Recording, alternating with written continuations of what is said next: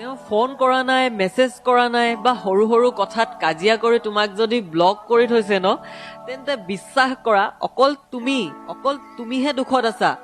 তুমি চিন্তা কৰি আছা তেওঁ ক'ত আছে, কি কৰি আছে। ফোন মেছেজ নকৰাজনে ব্লক কৰি আনৰ লগত হাঁহি আছে, আনৰ লগত ঘূৰি আছে।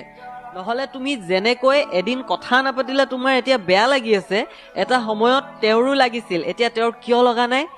কাৰণ তোমাৰ সেই ঠাইটুকুৰা আনে লৈ লৈছে।